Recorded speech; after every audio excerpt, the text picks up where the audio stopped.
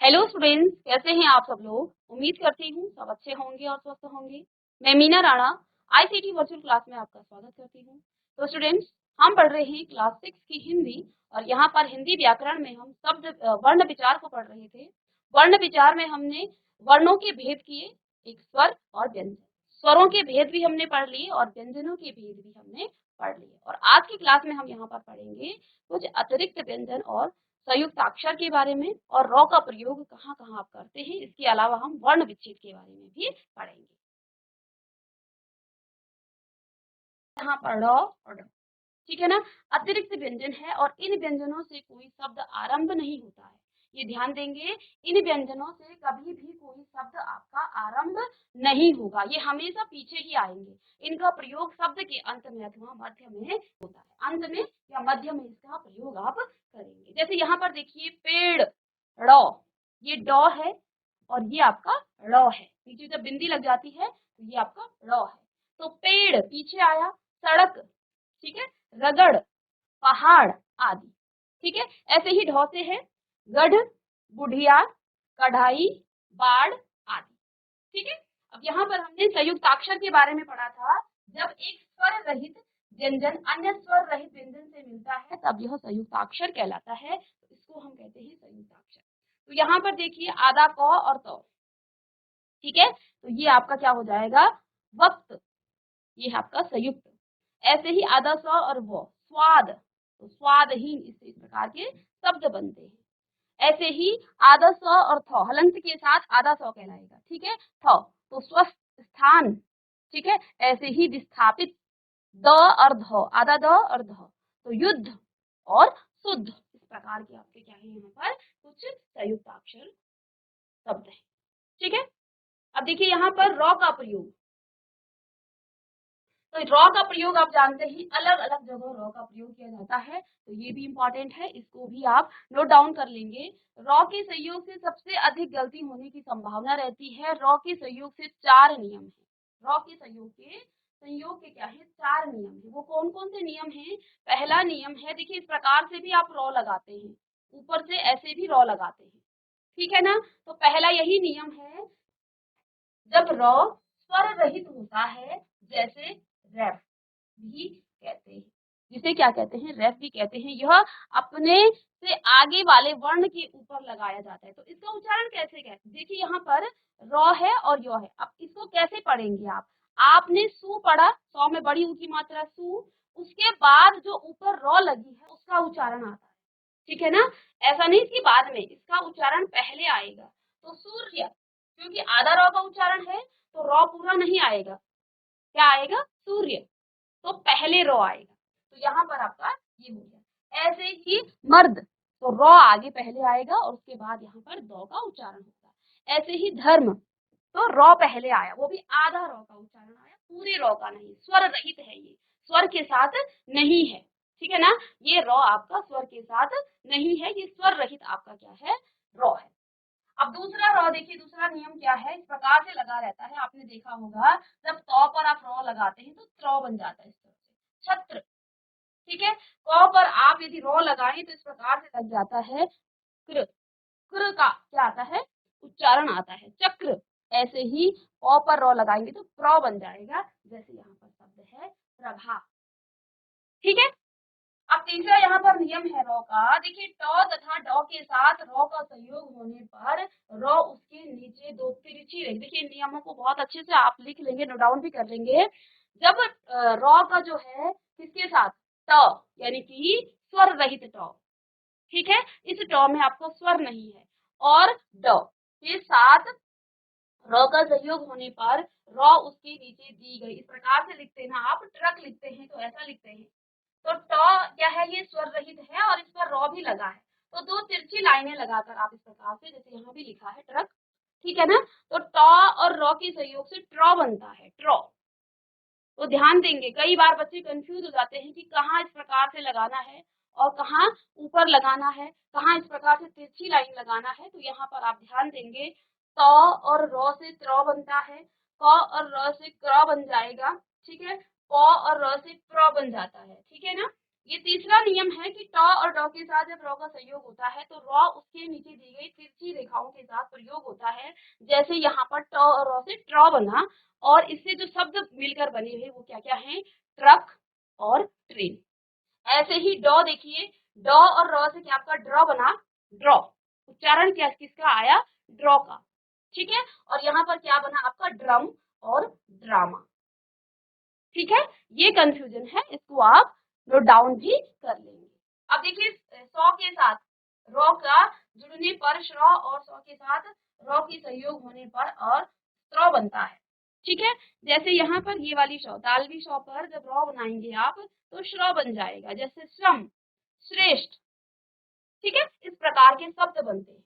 अब इस वाली सौ के साथ यानी कि दंत्य सौ के साथ जब आप रॉ मिलाएंगे तो आधा सौ और त्र का उच्चारण आएगा। ठीक है, तो यहाँ पर आप स्रोत, सहस्त्र इस प्रकार के शब्द यहाँ पर आ जाते हैं। ठीक है, इस प्रकार के शब्दों का यहाँ पर। अब यहाँ पर देखिए अब है वर्ण विच्छेदन या वर्ण विच्छेद। वर्ण विच्छेद कैसे करते हैं आप? वर्ण विच्छेद, वर्णों को विच्छेद करना, शब्दों में प्रयुक्त वर्णों को अलग अलग करके लिखना वर्ण विच्छेद कहलाता है। यानी कि कोई शब्द है और उस शब्द को आप क्या कर रहे हैं? अलग अलग उनके वर्णों को सेपरेट कर रहे हैं, अलग अलग कर रहे हैं, तो इसको क्या कहा जाता है? वर्ण विच्छेद। अब यहाँ पर देखेंगे आप कुछ शब्द यहाँ पर लिखे हैं पीतल। इससे पहले मैं आपको कोई इजी सा बताती हूँ। क ल म कलम कोई शब्द है, ठीक है, और इसका आपने ये यहाँ पर मैं लिख दूं, यहाँ जगह भी है, कलम। कलम कोई शब्द है और इसका आपने क्या करना है? वर्ण विच्छेद करना है। तो कैसे आप करेंगे? देखिए हमने क्या कहा था आपको, जो भी व्यंजन है, व्यंजन किस किस से मिलकर बने होते हैं? व्यंजन जो है स्वरों और आपके व्यंजन से मिलकर बने होते हैं। ठीक है ना? कहा था उसकी डेफिनेशन में क्या बताया था परिभाषा में कि व्यंजन जो है किसके साथ? स्वर और उसमें व्यंजन दोनों का उच्चारण आता है। तो यहाँ पर क देखिए हलंत के साथ नहीं है, दैट मीन्स यहाँ पर आप क्या लिखेंगे? क हलंत धन द अ क्या हो जाएगा? क धन अ क।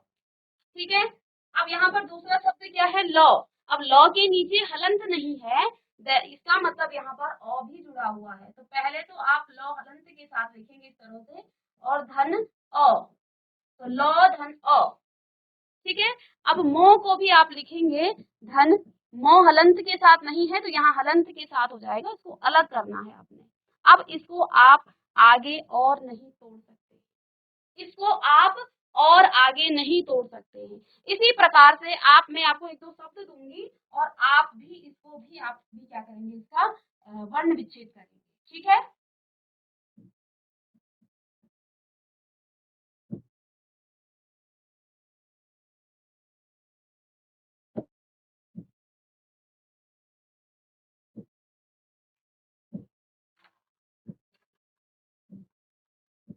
चलिए शहर, सॉरी ये वाली से नहीं आती है इसमें।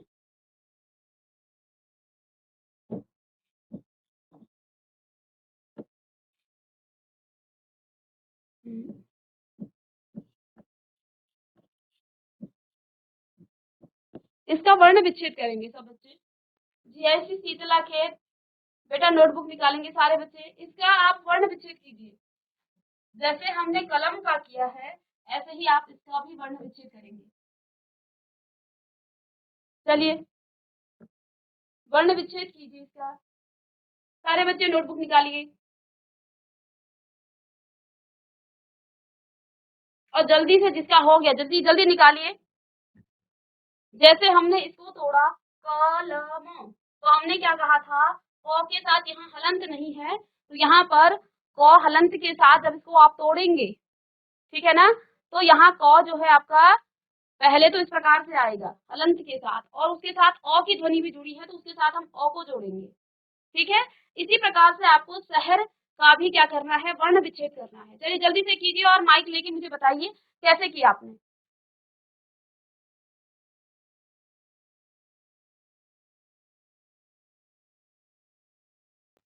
चलिए देख लेंगे इसको कैसे किया। देखिए 100 यहाँ पर क्या है, बिना हलंत के है, यहाँ पर हलंत नहीं है, तो इस 100 को तालब के 100 को आप पहले इस प्रकार से लिखेंगे, ठीक है।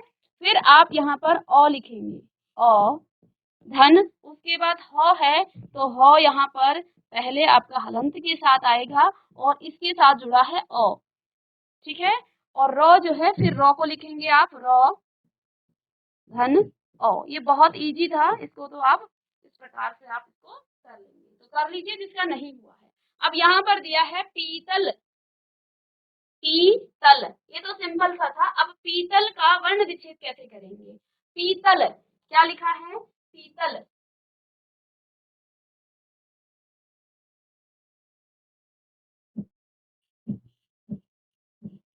पीतल,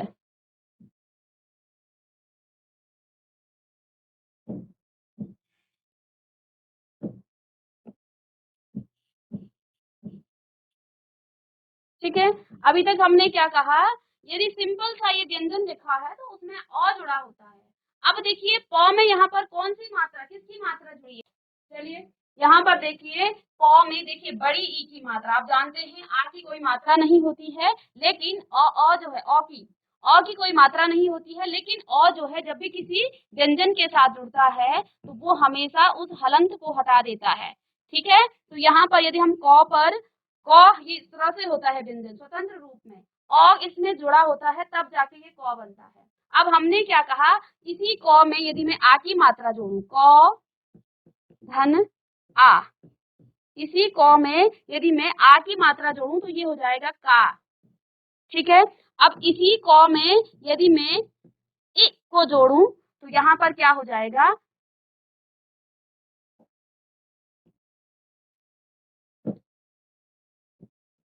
छोटी ई की मात्रा इस प्रकार से लगेगी, ठीक है। इसी क में हलंत के साथ यदि आप बड़ी ई की मात्रा जोड़ें, यानी कि बड़ी ई यहाँ पर आप धन करें तो यहाँ पर की हो जाएगा। अब यहाँ पर क्या लिखा है, पी, तो यानी कि पी का मतलब प तो हलंत के साथ होगा, प आपका हलंत के साथ होगा, और धन बड़ी ई की मात्रा लगी है तो बड़ी ई लिखेंगे आप यहाँ पर, ठीक है। इसको आप लिख लीजिए, थोड़ा सा मुड़ा लीजिए, दिख नहीं रहा है यहाँ पे, ठीक है। इसके बाद त है तो त यहाँ पर स्वर रहित होगा और धन इसमें अ जुड़ेगा, तब जाके ये त आपका बनेगा। तो इसका आप इस प्रकार से वर्ण विच्छेद करते हैं। और ल को भी आप ऐसे लिखते हैं, ल बिना स्वर के और अ, तो ऐसे ही यहाँ पर भी आपका होगा, प धन बड़ी ई की मात्रा, फिर त धन अ धन ल धन अ, ठीक है। तो यहाँ पर इस प्रकार से आपको क्या दिया है, ये वर्ण विच्छेद दिया है। ऐसे यहाँ पर दूसरा शब्द क्या है, कचालू, तो क कैसे बनेगा, क हलंत के साथ धन अ, तो क बनेगा। च कैसे बनेगा, च और यहाँ पर आ की मात्रा है तो आ लिखेंगे आप, ठीक है। लू, ऊ बड़ी ऊ की मात्रा, ल लिखेंगे और बड़ी ऊ लिखेंगे तो लू, ठीक है। इनको लिख लीजिए आप, करेला, क लिखेंगे और अ, क और अ, क हो जाता है, क हलंत बिना हलंत के, तो ये और यहाँ पर अ, तो हो जाएगा क। इसके बाद र और रे, ए की मात्रा लगी है तो ए लिखना पड़ेगा आपको यहाँ पर, ठीक है। ला, तो ल हलंत के साथ धन आ, तो ये हो जाएगा ला, ठीक है। ऐसे ही कंगन, तो कंगन का आप क लिखेंगे, इसके बाद अंग की मात्रा लगी है तो अंग लगाना है। गौ को आप क्या लिख सकते हैं, गौ स्वर रहित धन अ, ऐसे ही नौ को लिखेंगे, नौ स्वर रहित धन अ, ये तो आपने सीख लिया है, ठीक है। ऐसे ही किताब, क और की छोटी ई की मात्रा, तो छोटी ई लिखेंगे, क स्वर रहित धन इ, ऐसे ही धन त, ता आया है तो आ की मात्रा यानी कि आ लिखेंगे, ठीक है। और ब स्वर रहित और अ, तो इसका उच्चारण क्या हो जाएगा, ब। ऐसे ही कृपालु, तो क्री, ये देखिए ये जो मात्रा है ना क के नीचे लगी हुई, ये री की मात्रा है, इस प्रकार से जो लगी हुई है यहाँ, ये री की मात्रा है, तो क में री की मात्रा लगी तो क्री बन जाता है, तो यहाँ पर हो जाएगा क्री पा, प में आ की मात्रा, तो प स्वर रहित और आ, धन ल लिखा और बड़ी ऊ की मात्रा, छोटी ऊ की मात्रा लगी है तो छोटी ऊ आपको यहाँ पर लिखना है, ठीक है। ऐसे ही आगे देखिए लठैत, तो लॉ लिखेंगे और अ लिखेंगे तो लॉ का उच्चारण आएगा, लॉ स्वर रहित होगा। ठीक है, तो यहाँ पर देखेंगे लॉ, लॉ स्वर रहित और अ, तो ये बन जाता है लॉ।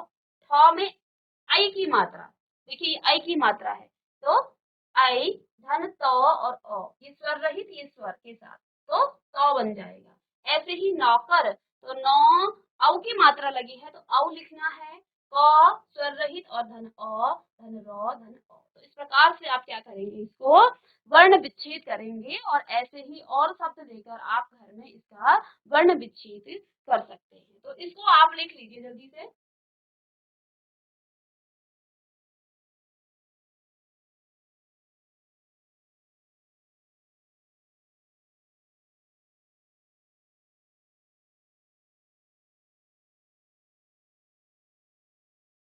चलिए, तो यहाँ पर हमने आज ये जो आपका क्या था वर्ण विचार था वो हमने कंप्लीट कर लिया है।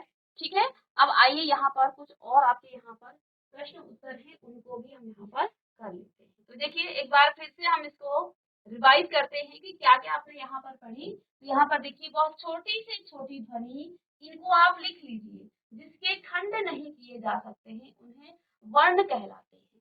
ठीक है ना, आप इसको नोट डाउन कर सकते हैं बेटा, नाउ नोट डाउन कर लीजिए इसको। बहुत छोटी सी छोटी ध्वनि जिसके खंड नहीं किए जा सकते वर्ण कहलाती है। वर्ण किसे कहते हैं, बहुत छोटी सी छोटी इकाई जिसके और आप खंड नहीं कर सकते हैं।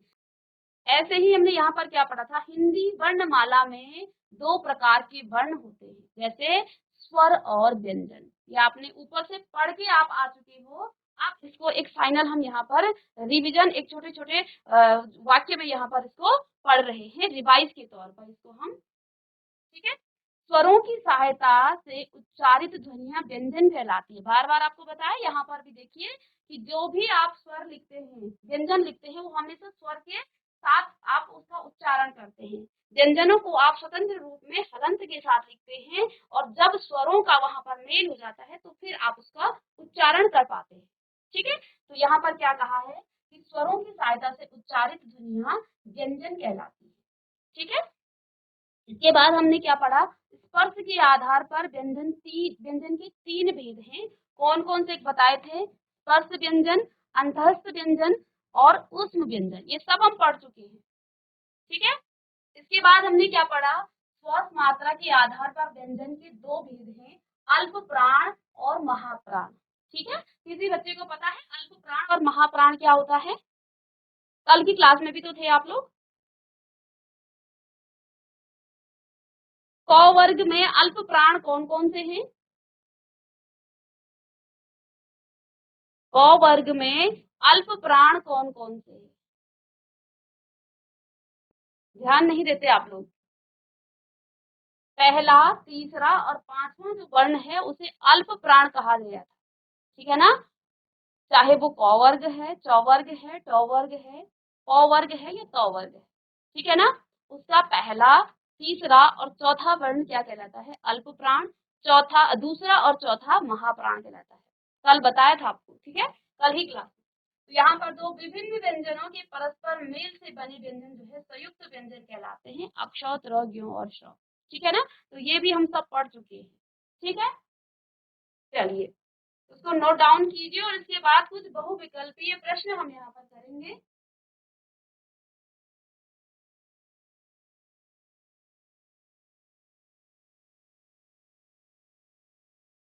चलिए, अब यहाँ पर ये आपने लिख लिया बेटा,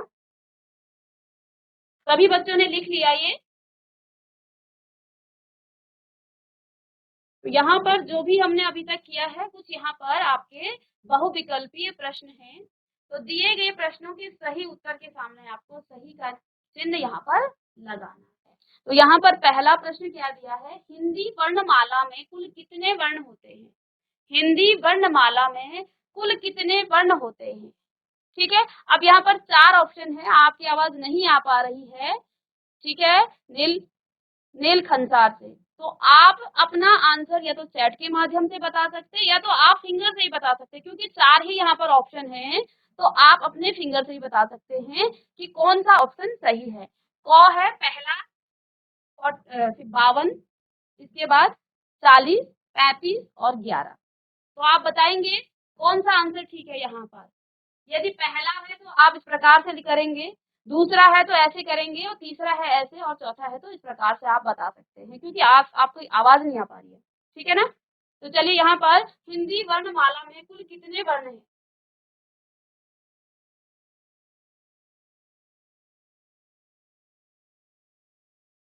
हिंदी वर्णमाला में कुल कितने वर्ण हैं। पहला है 52, ए, बी है आपका 40, और सी है आपका 35, और डी है आपका 11। चलिए जल्दी से बताइए।